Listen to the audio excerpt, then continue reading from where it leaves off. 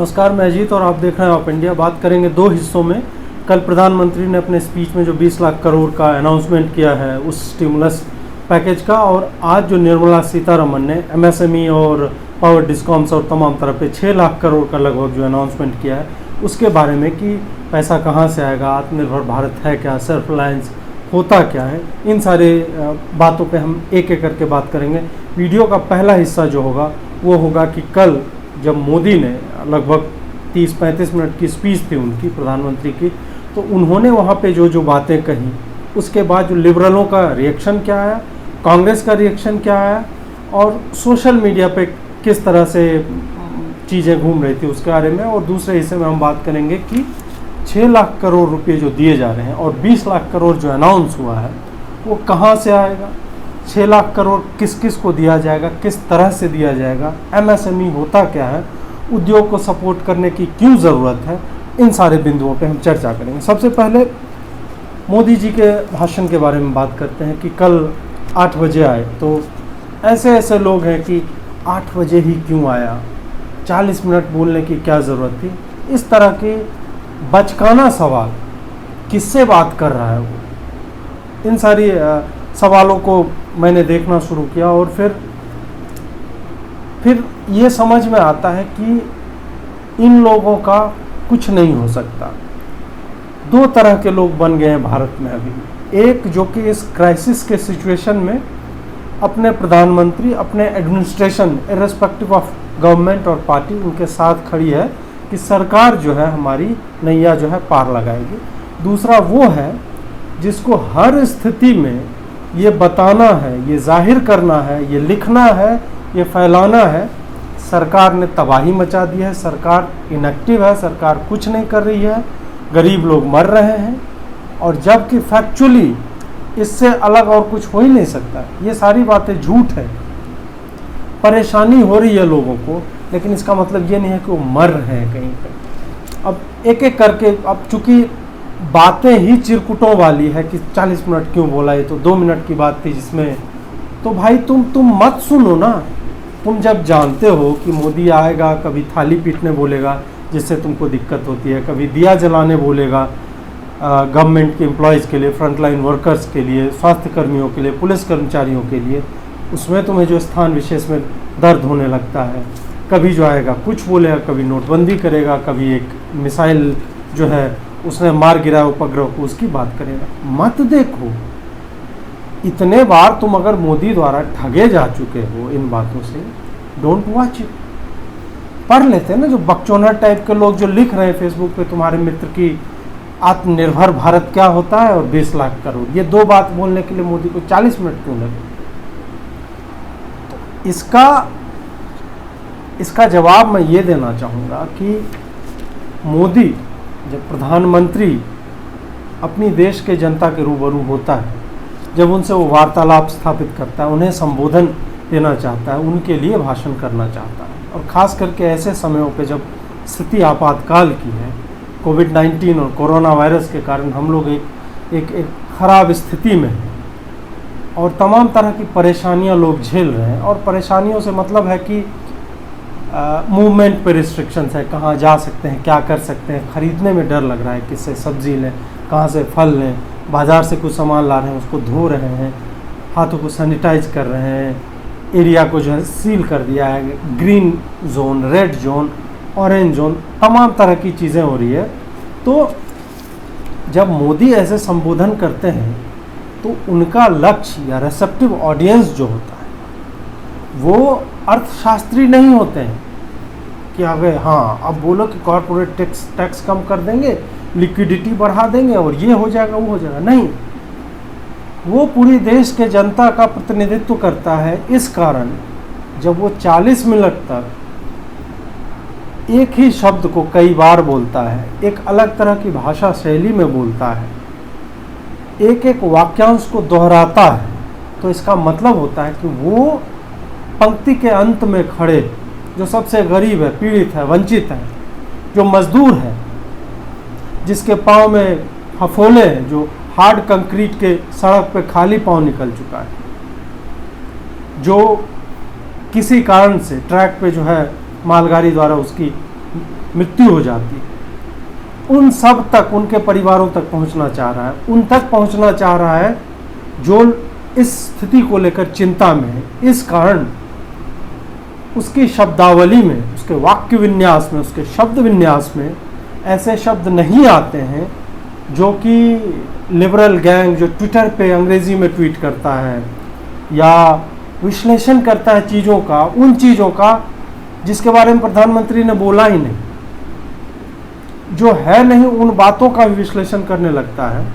उन लोगों के लिए प्रधानमंत्री ने नहीं बोला है। प्रधानमंत्री जनता से, आम जनता से बात कर रहे थे जो अर्थशास्त्री नहीं है, जिसे फिनेंशियल कंडीशंस का नॉलेज नहीं है, जिसे देश की आर्थिक व्यवस्था के बारे में ज्ञान नहीं है। उन लोगों से एक संवाद स्थापित करके और 20 लाख करोड़ बोलना और आत्मनिर्भर बोलना, और भी बोली, मोदी ने कई बातें बोली, किस तरह से करना है वो भी बोला है कि 5 स्तंभ है इकोनॉमी के, सेल्फ रिलायंस के लिए, आत्मनिर्भरता के लिए क्या रास्ता हम लेंगे। वो वही है कि वो इतने सिंप्लीफाइड वे में, सरलीकृत तरीके से बोला गया कि ये लोग जो बड़े बड़े जुमलों में जीना चाहते हैं, जो लिक्विडिटी हो गया, एसेट्स क्रिएट हो रहा है, डेट मार्केट हो गया, इक्विटी इन्फ्यूजन हो गया, इस तरह की बातें खोज रहे थे कि प्रधानमंत्री कुछ आएगा और ऐसा मतलब बोल देगा, उसका लिखा जाएगा। उन्हें मिला आत्मनिर्भरता और उन्हें मिला 20 लाख करोड़। 20 लाख करोड़ एक बहुत बड़ा अमाउंट है जो जीडीपी का 10% होता है। बड़े बड़े देश इस तरह का इन्फ्यूज़न, कैपिटल इन्फ्यूजन जिसको बोला जाता है, लिक्विडिटी मार्केट में पैसा डालने के, लोगों तक पैसा पहुंचाने के, इंडस्ट्री तक, उद्योगों तक, जो एम्प्लॉय करते हैं, लोगों को रोजगार जनरेट करते हैं, सामान्य और सुविधाएं बनाते हैं, मैन्युफैक्चर करते हैं इन सब चीज़ों को, उन लोगों तक पैसा कैसे पहुंचे इसका इंतज़ाम, तो उसके लिए बोला 20 लाख करोड़, एक बहुत बड़ा अमाउंट जो है उसकी घोषणा करते हैं प्रधानमंत्री। ये घोषणा एमएसएमई वालों के लिए नहीं था जिसके बारे में आज निर्मला सीतारमण ने बैठ के किया। ये घोषणा उन लोगों के लिए था जो डर रहे हैं कि क्या हमारा देश वाकई डूब रहा है, क्योंकि कुछ पत्रकार हैं जो अकेले मशाल लिए घुसे हुए हैं मिस इन्फॉर्मेशन फैलाने के लिए। तो ये उनके लिए था जो इन लोगों को, इन धूर्त लोगों को पढ़ते और सुनते हैं या पासिंग में उनके पास कहीं से आ जाता है और वो विचलित हो जाते हैं कि क्या यार, मतलब सही में हमारा देश जो है डूबने वाला है क्या। तो उन्हें टारगेट करके मोदी जी ने कहा कि नहीं, देश के पास पैसा है, उसकी चिंता आप मत कीजिए। और कंटेक्स्ट में ही मैं अगर देना चाहूँ तो भारत का सिर्फ फॉरेक्स रिजर्व 35 लाख से 36 लाख करोड़ के बीच, अगर उसको ही टैप कर ले इंडिया तो ये 10% जो ये 20 लाख करोड़ की बात की जा रही है ना कि कहाँ से पैसा ला जाए, हालांकि उसको टैप नहीं करेगा क्योंकि इतनी बुरी स्थिति अभी नहीं आई है, डिस्पाइट द फैक्ट कि आपको कुछ भी बोला जाए। हम भिखमंगा देश नहीं है। जितना अनाउंस किया है ना पैकेज इंडिया ने, उससे कम पूरा जीडीपी पूरे पाकिस्तान का। इसलिए चिंता मत कीजिए, बरगलाइए मत लोगों को। अब दूसरी बात इसी में आती है कि पैसा कहाँ से आएगा। पैसा कहाँ से आएगा, ये सरकार का हेडेक है। आपसे तो नहीं मांगा गया ना, आपसे मांगा गया क्या पैसा? आपसे पैसा कब मांगा गया? पीएम केयर्स फंड के लिए कि आप स्वेच्छा से उस स्थिति में है डोनेट करने के लिए, तो आप दीजिए। आपसे पैसा कैपिटल इन्फ्यूज़न के लिए, मार्केट में लिक्विडिटी बनाने के लिए, उद्योगों को प्रोत्साहन देने के लिए, उनके लोन माफ़ी के लिए या लोन को फैसिलिटेट करने के लिए, उसके लिए तो आपसे पैसा नहीं मांगा गया। फिर आप क्यों चिंतित हैं? ऐसा तो नहीं कहा गया कि हम युद्ध की स्थिति में आ गए, अपने घर के गहने जो है गला कर हमें जो है दे दो, सोना की कमी हो गई देश में। नहीं, इन लोगों को लगता है, ये लोग जो 2 लाइन में लिख के खारिज कर देते हैं कि फेंकू आया फेंक दिया और इस तरह की बातें की, ये लोग या तो समझते नहीं है कि तंत्र कैसे काम करता है। तंत्र की आपको अगर समझ नहीं है, कुछ लोग पूछ रहे हैं 20 लाख करोड़ ही क्यों दे रहा है, 10% जीडीपी क्यों हो रहा है। कांग्रेस ने मतलब कुछ दिन पहले बोला कि 5 से 6% अब जीडीपी दे देना चाहिए, मोदी को अनाउंस करना चाहिए। अभी जो है मध्य प्रदेश कांग्रेस के हैंडल से आ रहा है कि 50% क्यों नहीं, महामारी का समय। मतलब ये लोग कुछ भी बोल देते हैं। इन्हें लगता है कि गुल्लक में पैसे रखे हुए हैं, मोदी को जब गुल्लक को फोड़ना ही है तो आधा क्यों नहीं उससे निकाल ले रहा है। जीडीपी का मतलब होता है पूरे देश का वैल्यू क्या है, वहाँ जितनी एक्टिविटीज होती हैं उनका मान क्या है, कितना पैसा है उसका वैल्यू। उसमें चल अचल संपत्ति, कॉरपोरेट्स, निवेश, सारी चीज़ें आती है। वो कहीं रखा हुआ पैसा नहीं है जीडीपी। बैंक का सेविंग अकाउंट नहीं है कि आपने एटीएम डाला और पैसा निकाल लिया, नहीं, ऐसा नहीं होता।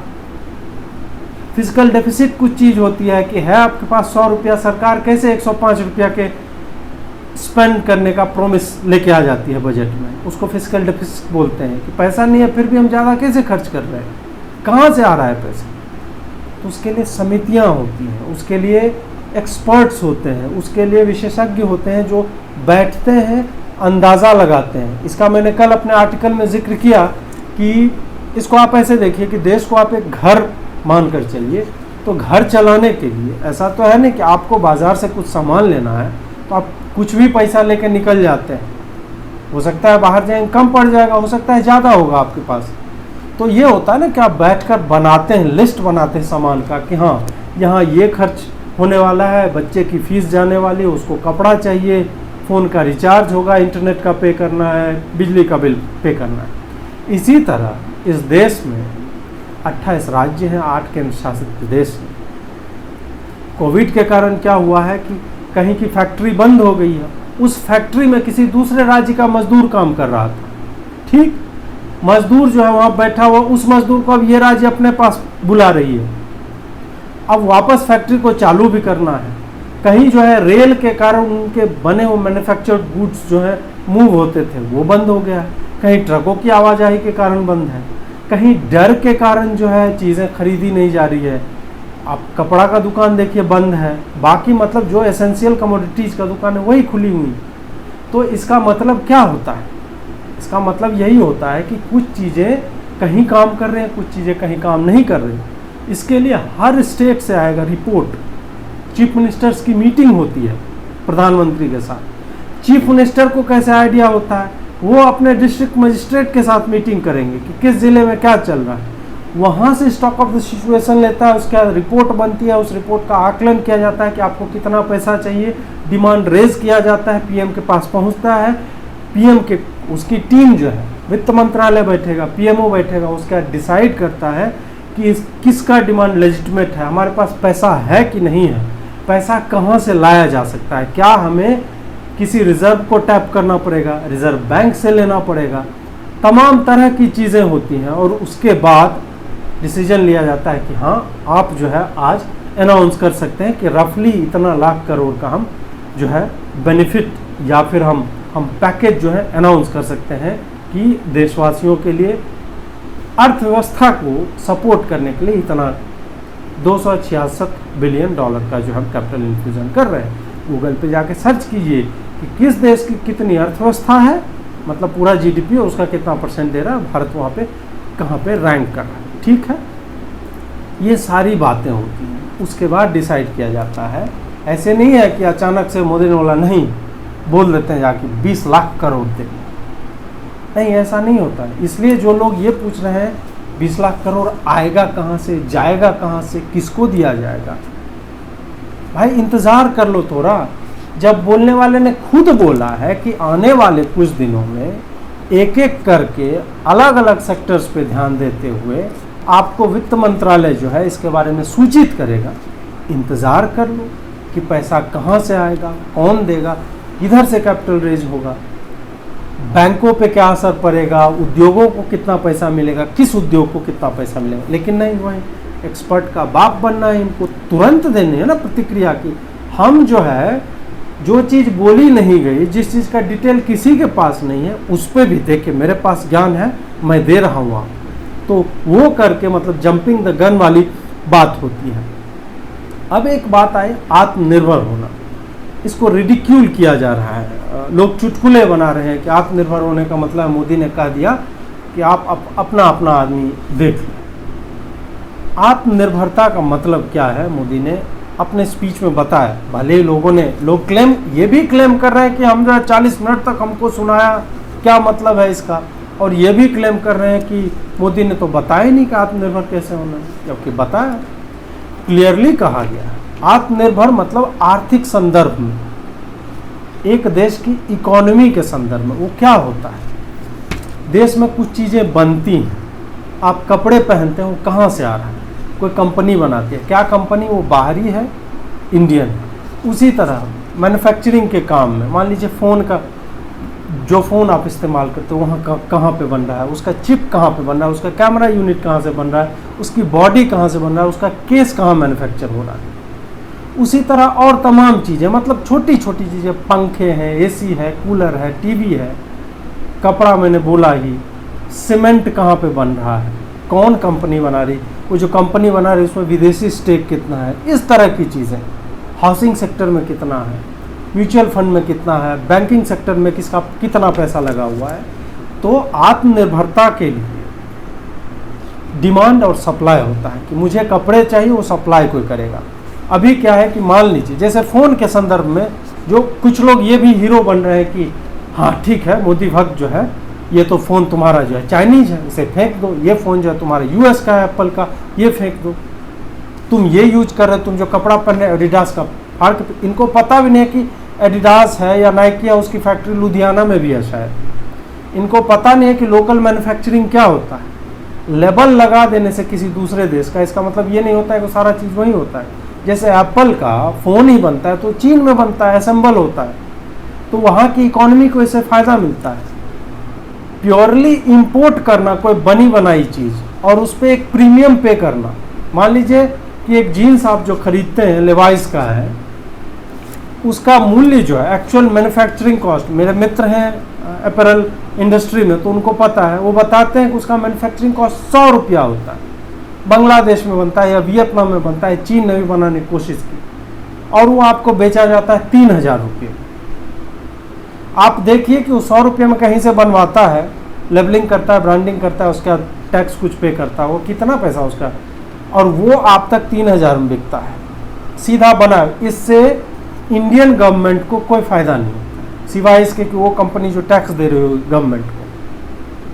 तो अगर वही जींस भारत में ही बनने लगे और भारत में ही बिके, लोगों को रोजगार मिलेगा, भारत में कोई किसान जो है उसके लिए टेक्सटाइल के लिए फैब्रिक जो है उसका कॉटन उपजाएगा, तरह तरह की चीज़ें हैं, इंक जो उसको कलर किया जाता है, कलरिंग इंडस्ट्री होगी, धागा कहीं से बन के आएगा, बटन्स कहीं से बनेंगे, जिप कहीं से बनेगा, लेबल जो उस पर लगता है वो कहीं से बनेगा। ये सारे जैसे बाइक का ही अलग अलग हिस्सा, टायर कोई बनाता है, ट्यूब कोई और कंपनी, नट बोल्ट कोई और बनाता है, हेडलाइट कोई और बना रहा है, सीट का रैक्सिन कोई और बना रहा है, इंजन कोई और बनाता है, ऑयल जो जाता है वो कोई और। इस तरह की एक एक प्रोडक्ट जो आप कंप्लीट देखते हैं उसके पार्ट्स जो है अलग अलग जगहों से बनते हैं। तो मैं ये नहीं कर रहा हूँ कि अचानक से नहीं आईफोन फेंक दीजिए आप देसी चीज़ नहीं, देसी चीज़ वहाँ उपयोग करो, वो प्रयोग करो जो कॉम्पिटिटिव है, जो तुम्हें लग रहा है कि नहीं ये साबुन जो मैं लगाता हूँ यही काम जो है ये साबुन भी कर रहा है, ये स्वदेशी है तो इसको अपनाओ। पतंजलि ने कैसे कोलगेट का मार्केट खराब किया, दंत कांति एक सिंपल टूथपेस्ट, और उसके आप वैरायटी देख लीजिए, उसकी क्वालिटी देख लीजिए, क्वालिटी खराब है मत लो। ये मोदी जी ने कहीं नहीं कहा कि आप खराब क्वालिटी का भी पहनिए लेकिन जो है भारतीय ही पहनिए, नहीं भाई, उन्होंने कहा स्वदेशी पहनिए, कोशिश कीजिए कि आप वही चीज़ें खरीदें। जो चीज़ स्वदेशी है ही नहीं लेकिन हमको उसकी ज़रूरत है तो उसमें हम स्वदेशी कैसे हो जाएं? उसके लिए सरकार जो है इंतज़ाम कर रही है। आत्मनिर्भर हो जाइए मतलब ये नहीं होता है कि एक दिन में खड़े हो गए हम, नहीं। आत्मनिर्भर होने का मतलब है कम से कम पहला स्टेप तो लो। वो पहला स्टेप क्या है? वो पहला स्टेप ये है कि यहाँ के जो इनोवेटर्स हैं, यहाँ के जो इंडस्ट्रियलिस्ट्स हैं, यहाँ के जो मध्यम स्मॉल कुटीर लघु उद्योग वाले जो लोग हैं, वो जो छोटे छोटे पार्ट्स बना सकते हैं, वो क्या बड़ी कंपनियों के हिसाब से जो बड़ी कंपनियां बनाती थी उनका डेफिनेशन भी चेंज कर दिया गया है, उस पर मैं चर्चा करूंगा। क्या वो लोग अब इस तरह से सोच सकते हैं क्या कि टीवीएस अगर मोटरसाइकिल बना रही है या मान लीजिए होंडा बना रही है, हीरो बना रही है, तो उसको जो नट वोल्ट कोई विदेशी कंपनी मान लीजिए सप्लाई करती है, तो क्या मैं एक नट वोल्ट जैसी चीज़ जो है भारत में नहीं बना सकता? तो वो आदमी वहाँ से सोचना शुरू करेगा कि इसको ऐसा क्या दे रहा है वो विदेशी कंपनी जो हम नहीं दे सकते, उस पर इनोवेट करेगा, देखेगा और देखेगा कि क्या ये फिजिबल है कि उसी कॉस्ट में या कम्पिटिटिव कॉस्ट में हम बना सकें, और उसके बाद वो करेगा। अब अगर देश का प्रधानमंत्री आत्मनिर्भरता की बात कर रहा है तो आपको लग रहा है कि वो ऐसे हवा हवाई बोल दिया, उसने क्या देश के इंडस्ट्रियलिस्ट से इस पर बात नहीं की होगी? उसने बड़े बड़े जो औद्योगिक घराने हैं, बजाज है, हीरो है, महिंद्रा है, अगर मैं ऑटोमोबाइल इंडस्ट्री की ही बात करूं तो आपको लगता है इनके अध्यक्षों से, इनके सीईओ से बात नहीं की होगी? वित्त मंत्रालय ने या कॉर्पोरेट अफेयर्स मिनिस्टर ने बात नहीं की? ज़रूर की होगी कि आपकी क्या रिक्वायरमेंट है। हम अगर चाहें कि आप जो विदेशों से माल मंगवा रहे हैं, यूनिट्स मंगवा रहे हैं, पार्ट्स मंगवा रहे हैं, वो अगर हम यहीं पे मैन्युफैक्चर करवाने के लिए हम और थोड़ी सी आपको फ्रीडम दें, हम लोन देने में जो है उन छोटे यूनिट्स को हम थोड़ा सा और फ्रीडम दें, थोड़ा सा मतलब लीवे दे दें, उनको जो है थोड़ा राहत दे दें, तो आप उनसे क्यों नहीं लेंगे? टॉप से जब अप्रोच इस तरह की होगी तभी तो वो नट बोल्ट बनाने वाला जो होगा वो कहेगा कि नहीं, हाँ हम बनाएंगे, हम सप्लाई करेंगे।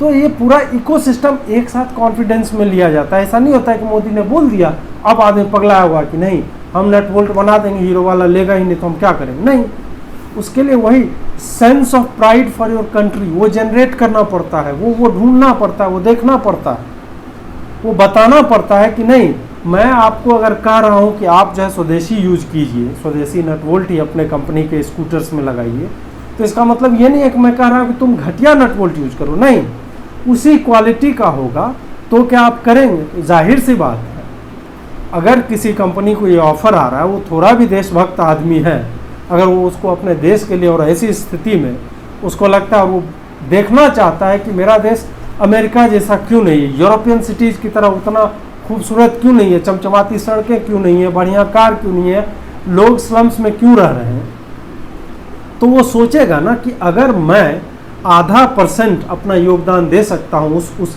ड्रीम की तरफ, तो क्यों नहीं मैं एक लोकल वेंडर से, भारतीय वेंडर से नट और बोल्ट खरीदूँ या हेडलाइट खरीदूँ अपनी गाड़ियों के लिए। तो इस तरह से सबको कॉन्फिडेंस में लेके, और वही है कि ये पूरा चेन है, डिमांड उठेगा, आप जब मांगेंगे कि नहीं मुझे स्वदेशी चाहिए, आप एक कलम खरीद रहे हैं, आप एक फ़ोन पे खूब बात हो रही है, तो ठीक है, फ़ोन आया था माइक्रोमैक्स ने, जब तक फीचर फ़ोन का गेम कैसे बदल दिया था, नोकिया को आउट ऑफ मार्केट कैसे कर दिया इंडिया से, एक साइजेबल प्रोपोर्शन कैसे क्रैक कर लिया माइक्रोसॉफ्ट। उसने सिर्फ एक इशू सॉल्व कर दी कि फ़ोन की बैटरी जो है 7 दिन चले, उसने मोटी बड़ी बैटरी उसमें डालनी शुरू की, और देखिए उसका माइक्रोमैक्स का किस तरह का ग्रोथ रहा है, फ्रॉम 0 टू वो कहाँ तक मार्केट शेयर लेने में गया।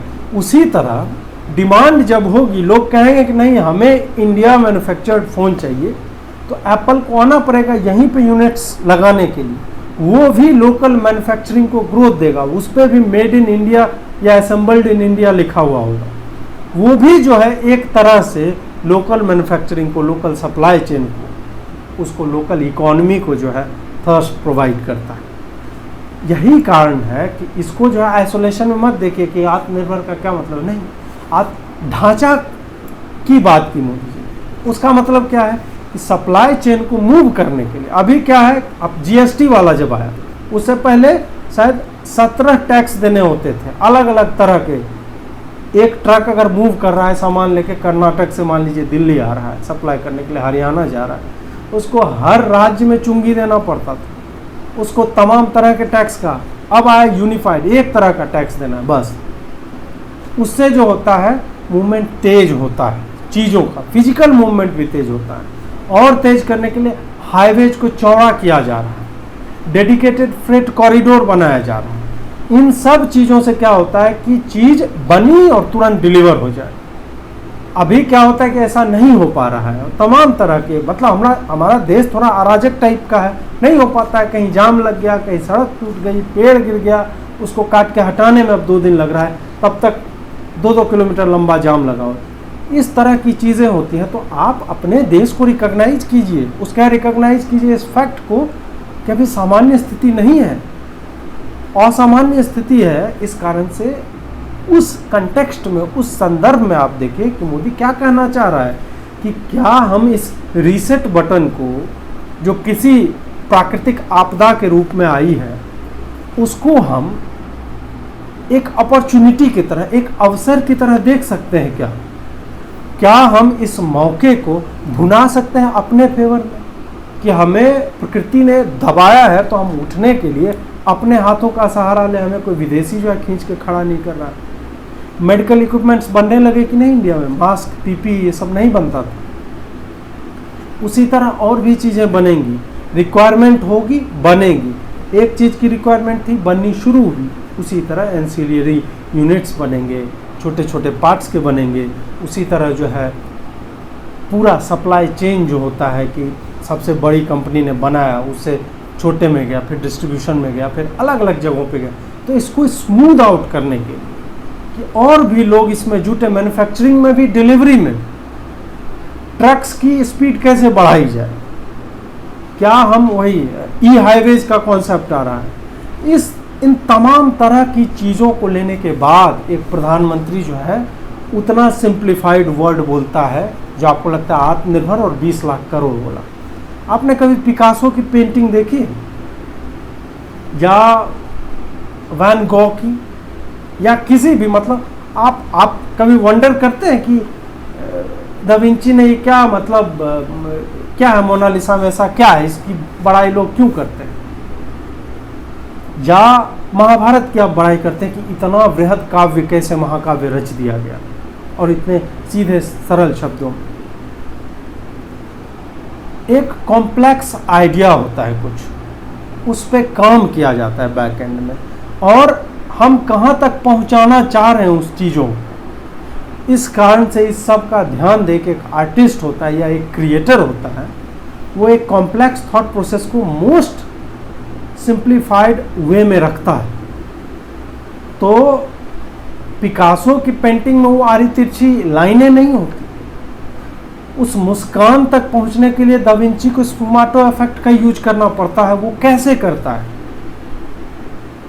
महाकाव्य लिखे जाते हैं तो उसमें शब्द इतने सरल क्यों हैं? कहानी इतनी सिंपल क्यों है? इतनी वृहद है फिर भी सरल क्यों है, जो सबको समझ में आती है? कोई आपको थ्योरी ऑफ रिलेटिविटी जो है, आप जाके यूट्यूब पे वीडियो खोजेंगे तो किसी का वीडियो आपको एक्चुअल में समझ में आया, किसी का नहीं आएगा। तो जिसका समझ में आ रहा है, इसका मतलब है he is putting a lot of efforts कि आपको एक हाईली साइंटिफिक और कॉम्प्लेक्स इशू को एकदम जनसामान्य की भाषा में समझाए। उसी तरह आत्मनिर्भर भारत, सप्लाई चेन, ढांचागत विकास, यूथ का डिविडेंड जो है हमारे पास, डेमोग्राफिक एडवांटेज जो है हमारे पास, इन सब चीज़ों को बोल के आपको एक सिंपल तरीके से प्रधानमंत्री सबसे लोअर रंग पे बैठा हुआ, जो सबसे वंचित है, पीड़ित है, अंत्योदय की जो बात होती है, जो निरक्षर है, जो महान आत्माओं के लिए जो ट्विटर पे ज्ञान दे देते हैं, उनके लिए शायद एग्जिस्ट ही नहीं करता जब तक उनको एक गरीबों के ऊपर कविता नहीं लिखनी होती, उनके ऊपर एक लेख साहित्यिक नहीं लिखना होता कि आहा वो चल रहे होंगे, पैरों में फफूले होंगे, वही कभी गांव पहुंचता होगा तो दिखता होगा कि चमचमाते कपड़े पहन के आया है और आज उसके पास सिर्फ एक बक्सा है जिसे दिखाने में वो कतरा रहा। इस तरह की ज्ञान की बातें सिर्फ लेख में लिखने के लिए मजदूर को एक्सप्लॉइट किया जाता है इन लोगों के द्वारा। इनको चिंता नहीं है। उसी मजदूर से जब भारत का राष्ट्राध्यक्ष एक संवाद स्थापित करने की कोशिश कर रहा है, उसको रिडिक्यूल किया जाता है कि ये 20 लाख करोड़ आत्मनिर्भर, इसका क्या मतलब है? तो इन सब बातों को समझिए आप, और मैं भी जो इतना समय लेकर आप तक समझाने की कोशिश कर रहा हूँ, उसका भी प्रयोजन सिर्फ यही है। अब कुछ लोग कह रहे हैं हाँ इतना देर लगा दिया। अगर प्रधानमंत्री ने यही चीज़ 22 मार्च को जो पहला लॉकडाउन शुरू हुआ था तब भी कहा होता ना, तो भी कुछ लोग यही कहते हैं, जैसे कि रवीश रटता रहता है, हमने देर कर दी, हमें सोचना चाहिए था। ये लोग भूल जाते हैं कि भारत कितना बड़ा देश है, उसको एसेस करने में कितना टाइम लगेगा, कहाँ लॉस हो रहा है, कहाँ से हम पैसे ला सकते हैं, सब में समय लगता है। स्टेट्स की डिमांड आती है, उसके बाद असेसमेंट होती है। इसलिए जो ये कह रहे हैं कि बड़ी देर कर दी, वो पहले भी कहते, अभी भी कर रहे हैं। तो उनमें वो ये लोग हैं ऑनलाइन लूडो खेलने वाले कि ये इनका सारा दिमाग आज तक खर्चा होता था कि साला हमको 6 क्यों नहीं आ रहा है, उसको क्यों, मेरी गोटी कट कैसे जा रही है। वो अचानक से वो कॉम्प्लेक्स चीज़ में आ गया, भारत की अर्थव्यवस्था, आत्मनिर्भरता 20 लाख करोड़, वो पूरा दिमाग एकदम झोंक दिया है उसी में। और जो थ्रिल सीकर्स थे, जिनको थ्रिल चाहिए था, वो घर में बैठ के पत्नी कहती है आटा गूंथ दीजिए, पोछा मार दीजिए, लाइफ में थ्रिल के नाम पे जिनके लाइफ में इतना ही बचा हुआ है, वो कह रहे हैं कि ये क्या हुआ, ये आत्मनिर्भर भारत 20 लाख करोड़ कैसे आएगा, कहाँ से आएगा। तो इनको तो थ्रिल मिला ही नहीं। तो मैंने वही लिखा है अपने लेख में कि ये लोग वो हैं जो बोर हो गए हैं, बहुत ज़्यादा बोर हैं। नेटफ्लिक्स पे सारा सीरीज़ ख़त्म कर दिया इन्होंने, अमेज़न प्राइम वीडियो पे ख़त्म कर दिया, Z5 तक देख लिया, अब इनके पास देखने को कुछ है नहीं।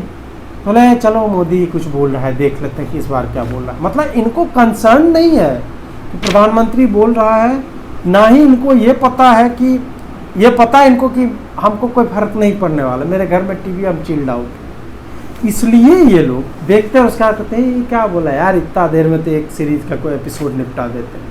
तो आप लोग भाई सीरीज ही देखो ना, और नए नए वेंचर्स आए हैं, नई नई फिल्में आ रही हैं, वो सब आप लोग देखिए। कहाँ इन सब चीज़ों में जो अपना दिमाग खपा रहे हैं। अब जो है मैं वीडियो के दूसरे हिस्से की तरफ जा रहा हूँ, जहाँ पे मैं ये बताना चाह रहा हूँ आप लोगों को कि निर्मला सीतारमण ने आज लगभग 6 लाख करोड़ के पैकेज का अनाउंस किया है कि वो कहाँ जाएगा। मोदी जी ने जो 20 लाख करोड़ बोला था, और बोला था कि अगले कुछ दिनों में एक एक करके वित्त मंत्रालय आप तक बताएगा कि ये पैसा कहाँ जा रहा है, कहाँ से आएगा, किसके ऊपर खर्चा होगा, किस तरह से हम इकोनॉमी को रिवाइव करने की कोशिश करेंगे।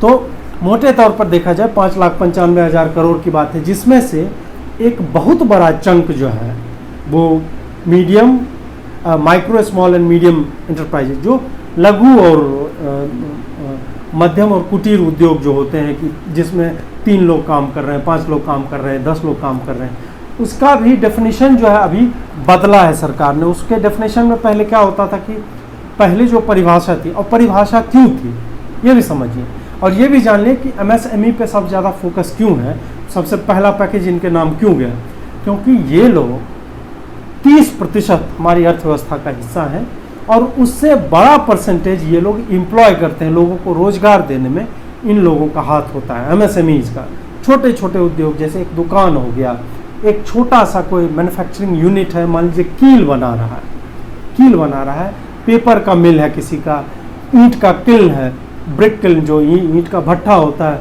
वो है, कोई जो है ठेकेदारी करता है अपने अपने 10 लोगों के साथ, इस तरह के जो लोग हैं, तो ये सब छोटे छोटे इंटरप्राइजेज में आते हैं।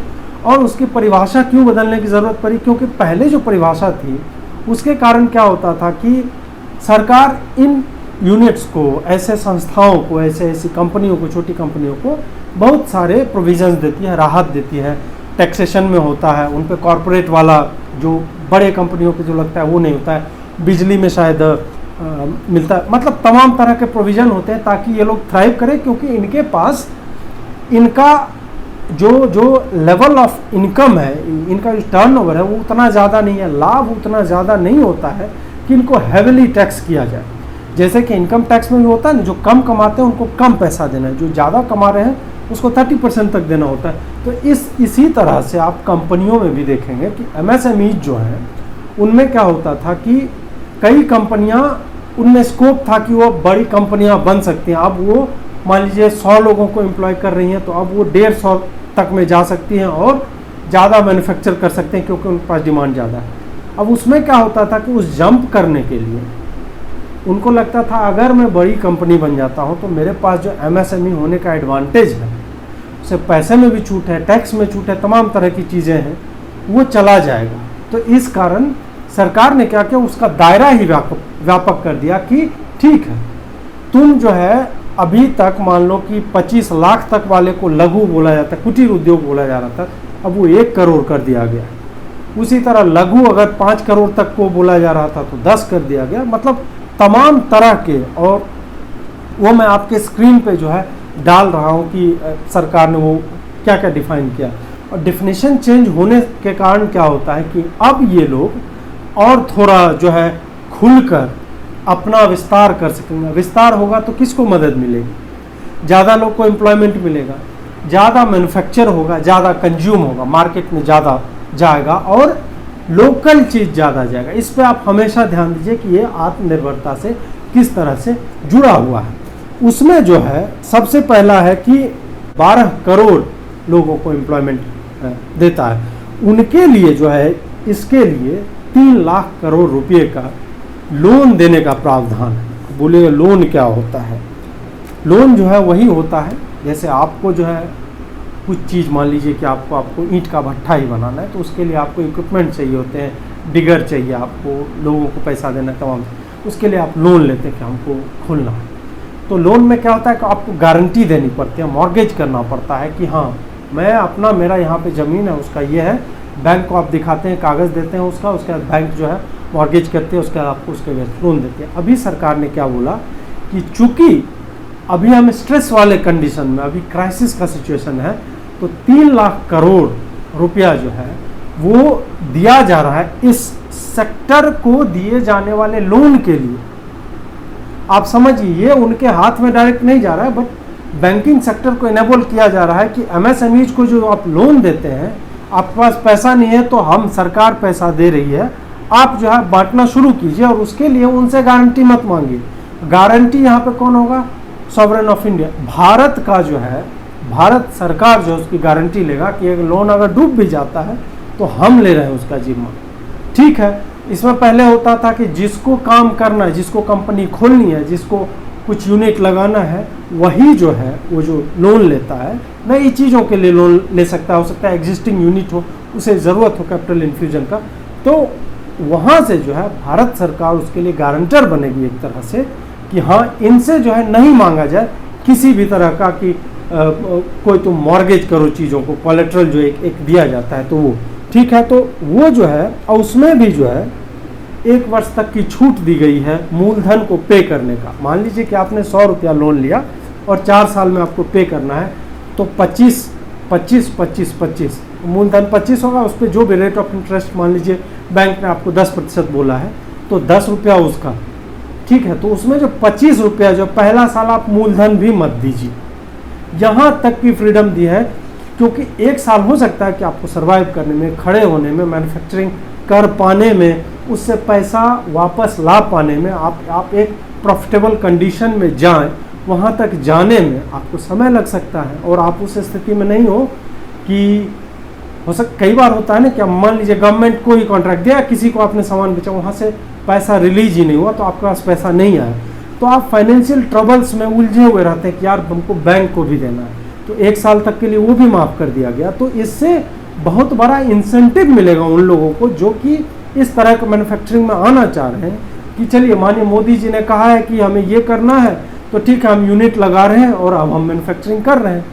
तो हमें जो है, मेरे पास ज़मीन नहीं है फिर भी कोई बात नहीं है, भारत सरकार हमारी गारंटी है, भारत सरकार का घर जो है हमारा गारंटी है, बैंक जो है मुझे उसके अगेंस्ट पैसे देगा। तो वो जो है 3 लाख करोड़, बहुत बड़ा अमाउंट होता है, बाय द वे बहुत बड़ा अमाउंट होता है, और वो जो है दिया जा रहा है ताकि लोगों तक पैसा पहुंचे और वो काम जो है शुरू कर सकते हैं, अपने यूनिट्स जो है लगा सकें। ठीक, 20,000 करोड़ जो है स्ट्रेस्ड एमएसएमई जो है, स्ट्रेस्ड मतलब जिनके ऊपर लोन का दबाव है, परेशान हैं, वो 100 रुपया लगा रहे हैं, 105 ही कमा रहे हैं या 95 ही कमा रहे हैं, लोन डिफ़ॉल्ट कर जा रहे हैं, इस तरह की जितनी संस्थाएं, छोटी संस्थाएं हैं, उनके लिए भी जो है 20,000 करोड़ का प्रावधान है, और इसमें 2 लाख एमएसएमईज को जो है फ़ायदा होने वाला है इस तरह के कैपिटल इन्फ्यूजन से।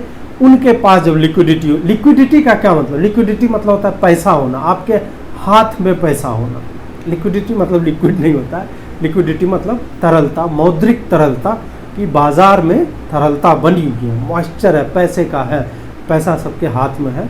वही पैसा जो है वो 20,000 करोड़ जो स्ट्रेस्ड इन्होंने आइडेंटिफाई किया हुआ है। देखिए 12 करोड़ एम्प्लॉयज़ को एम्प्लॉय करते हैं टोटल एमएसएमई सेक्टर जो है, ठीक है, उसी में से 2 लाख एमएसएमई जैसे हैं जो बहुत छोटे छोटे होंगे, जो नहीं दे पा रहे होंगे मतलब लोन या उस तरह के स्ट्रेस में होंगे, तो उनको जो है, ठीक है, जो नॉन परफॉर्मिंग एसेट हो गए हैं बैंकों के लिए कि इन्होंने लोन दिया ही नहीं है, मान लीजिए 2 साल से 3 साल से, तो वो डिफ़ॉल्टर्स बन गए, तो उनको जो है एक तरह से दिया है कि ठीक है तुम्हें चिंता हो रही थी, तुम मैन्युफैक्चरिंग करके देश को दो सामान, राष्ट्र जो है तुम्हारे लिए तैयार खड़ा है। 20,000 करोड़ का जो है हम तुम जो भी 2 लाख लोग हैं उनके लिए यूनिट जो है उनके लिए हम 20,000 करोड़, 50,000 करोड़ उनके लिए है जो अभी तक कर रहे थे मैन्युफैक्चरिंग, उसमें पोटेंशियल था कि और वो एक्सपैंड कर सकते थे, और कोरोना के कारण क्या हुआ कि उनका बिजनेस जो है खराब हो गया। तो इन लोगों के लिए भी 50,000, ये सारे एमएसएमईज हैं उनके लिए। तो आप देख लें कि एमएसएमईज के लिए 3,70,000 करोड़ जो है अनाउंस हुआ है अभी तक जितनी मैंने बात की। एक और चीज़ है कि सरकारी टेंडर जो निकलते हैं, जो ठेके निकलते हैं, उसमें क्या होता था अभी तक कि उसमें ग्लोबल निकलता था कि वैश्विक कंपनियां, बड़ी कंपनियां भी जो उसमें जो है बाहरी कंपनियां वो भी जो है उसमें मारामारी करती थी। और जाहिर सी बात है कि एक बड़ी कंपनी के लिए एक छोटी कंपनी को मॉल डाउन करने के लिए उनके पास होता है कि बोल देंगे कुछ भी औना पौना ऐसा कोट कर देंगे पैसा गवर्नमेंट को, और गवर्नमेंट जो है लोएस्ट बिडर को देता है कि छोटा कंपनी सर्वाइव भी नहीं करेगा। तो उसके कारण क्या होता था कि भारतीय कंपनियां जो हैं कई बार छूट जाते हैं कि कोई बड़ी विदेशी कंपनी है वो जो है कॉन्ट्रैक्ट ले लिया, 200 करोड़ रुपये तक के कॉन्ट्रैक्ट में अब कोई ग्लोबल टेंडर नहीं होगा, सिर्फ इसमें एमएसएमईज वाले होंगे, छोटे लोग होंगे जिनके पास मान लीजिए कि सड़क बनाने का 100 करोड़ का, 50 करोड़ का, 10 करोड़ का टेंडर आया आपके इलाके की सड़क बनने की, तो उसमें कोई विदेशी कंपनी नहीं आएगी, उसमें जो लोकल होगा वही जो है उसी गुणवत्ता को सुनिश्चित करते हुए उसमें जो है वो काम कर पाएगा। तो इससे देखिए, इससे क्या होता है कि आप लोकल लोगों को प्रोत्साहन दे रहे हैं, तो वो उससे कुछ पैसे कमाएगा।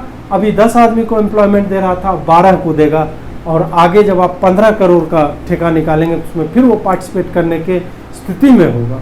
इसी तरह से और भारत में मैन्युफैक्चरिंग में और ढांचागत विकास में, इंफ्रास्ट्रक्चर जो होता है, सड़क हो गया, हॉस्पिटल हो गया, स्कूल हो गया, इस तरह के चीज़ों में अनंत संभावनाएं, अनंत मतलब अनंत।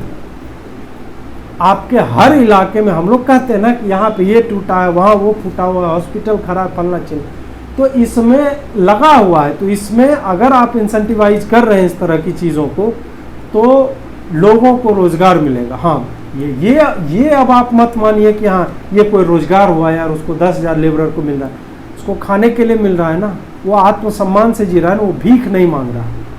इन सब चीज़ों को भी आपको समझना पड़ेगा कि आपकी जनसंख्या में कितना % जो है वाइट कॉलर जॉब का है, ब्लू कॉलर जॉब के लिए कितना अनस्किल्ड लेबर है, इन सबको देखना पड़ेगा। ये एक आदर्श स्थिति है कि हर आदमी एसी वाले ऑफिस में बैठ के काम करे, लेकिन आपको ये भी देखना पड़ेगा कि क्या हर आदमी की गुणवत्ता वैसी है क्या कि वो वहाँ पे बैठना चाहिए, उसके घर में हो जाए वैसा, मैं भी ऐसा चाहता हूँ, लेकिन क्या हम उस स्थिति में हैं, क्या हमारी अर्थव्यवस्था या समाज उस तरह का है? नहीं। हम लेकिन वैसा बनने के लिए उसकी हम कोशिश कर सकते हैं, उसके लिए हम आगे बढ़ सकते हैं, उसके लिए हम पहला कदम ले सकते हैं, वही पहले कदम इन चीज़ों के जरिए है।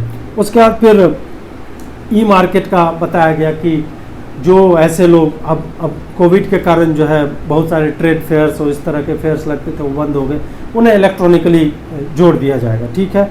उसके बाद ईपीएफ, जो लोग अभी तक जो खास करके वैसे लोग, वैसी कंपनियां जिसमें 90% कर्मचारी जो है उनका वेतन 15,000 रुपये से कम है, उसमें सरकार ने 3 महीने तक प्रोविडेंट फंड जो उनका था उसमें 12% गवर्नमेंट देती है कंट्रीब्यूशन, 12% देता है क्या कहते हैं ये जो एम्प्लॉय होता है।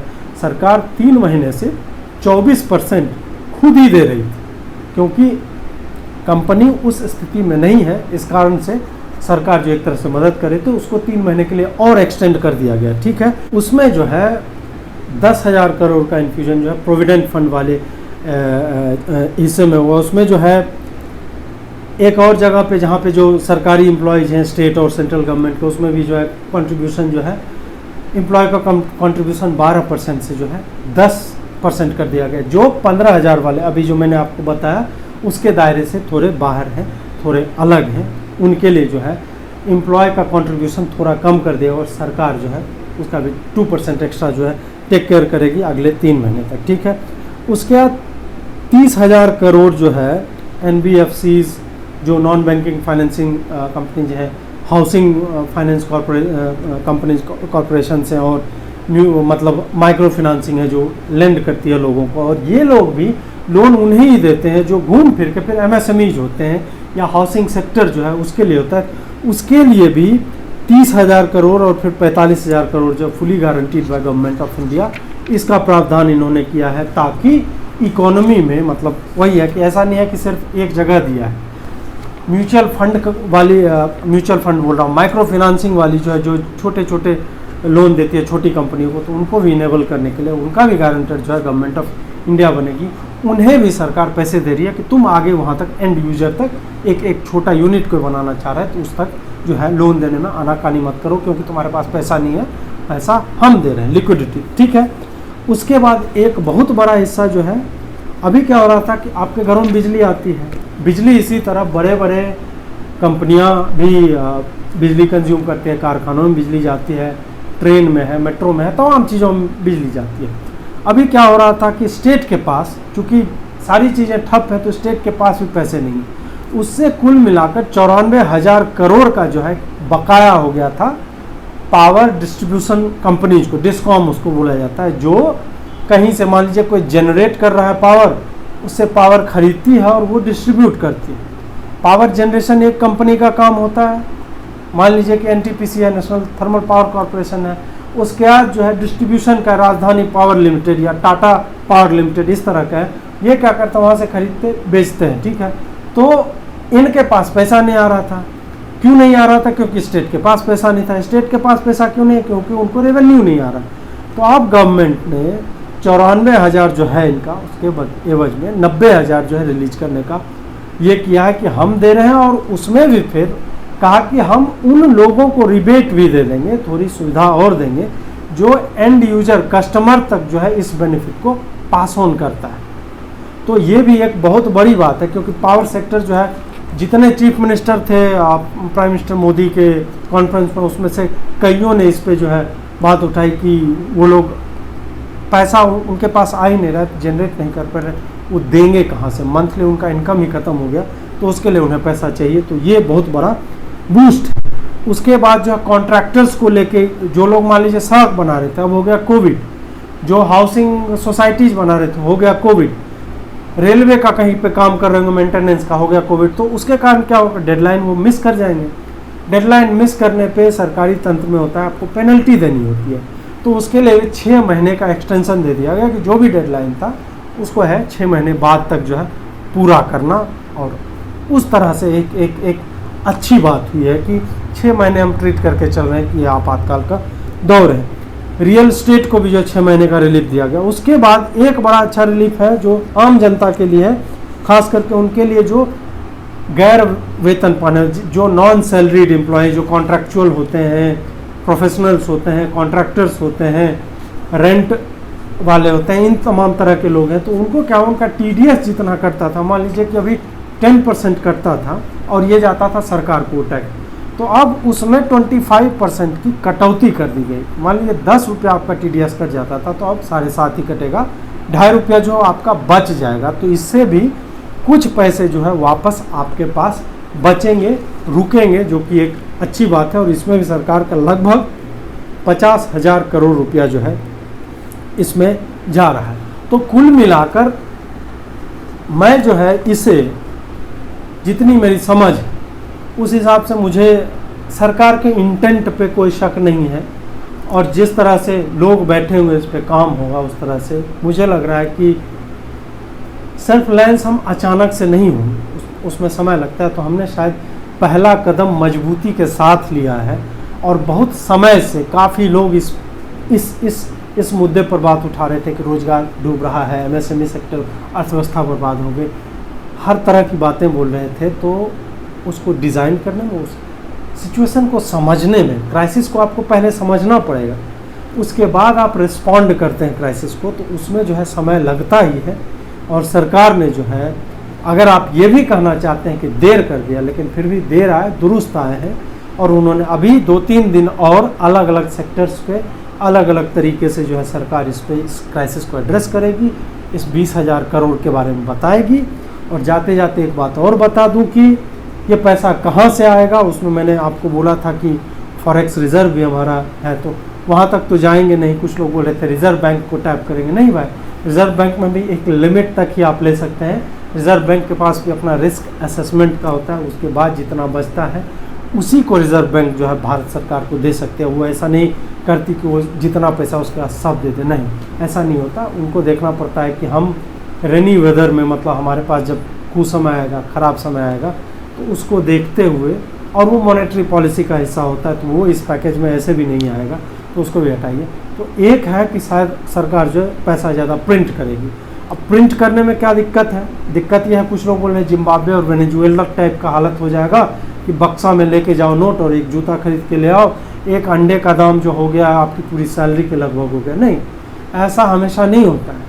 प्रिंटिंग से ठीक है, रुपये का थोड़ा सा गड़बड़ होता है, फिस्कल डेफिसिट थोड़ा सा बढ़ता है, लेकिन अगर उसे समझदारी के साथ खर्च किया जाए तो उससे जो है बहुत ज़्यादा फर्क नहीं पड़ता, उससे नेगेटिव सेटबैक इकोनॉमी को उतना बड़ा धक्का नहीं लगता है।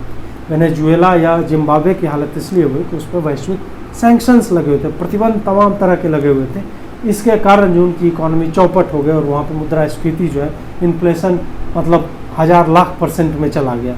तो हम वैसा देश नहीं, अगर सरकार नोट प्रिंट भी करे तो भी उतना बड़ा झटका नहीं। और ये मैं स्पेकुलेट कर रहा हूँ, ये कोई है नहीं कि सरकार नोट प्रिंट ही करेगी। हो सकता है ये भी एक तरीका होता है, ऐसे समयों में जो है इस तरह के मेजर्स लिए जाते हैं। और जो है कल परसों और उसके बाद वाले दिनों में भी अगर जानकारियाँ आएंगी तो उसका भी विश्लेषण अगर संभव हो पाएगा मुझसे, या मैं आर्थिक विशेषज्ञों से मिल के बात करके एक सरल तरीके से आप तक लाने में अगर सक्षम हो पाया तो मैं लेकर आऊँगा। जुड़े रहिए, लाइक शेयर और सब्सक्राइब कीजिए, नोटिफिकेशन आइकन दबा दीजिए ताकि हर वीडियो जो आप तक तुरंत पहुंच जाए। बहुत बहुत आभार आपका, नमस्कार।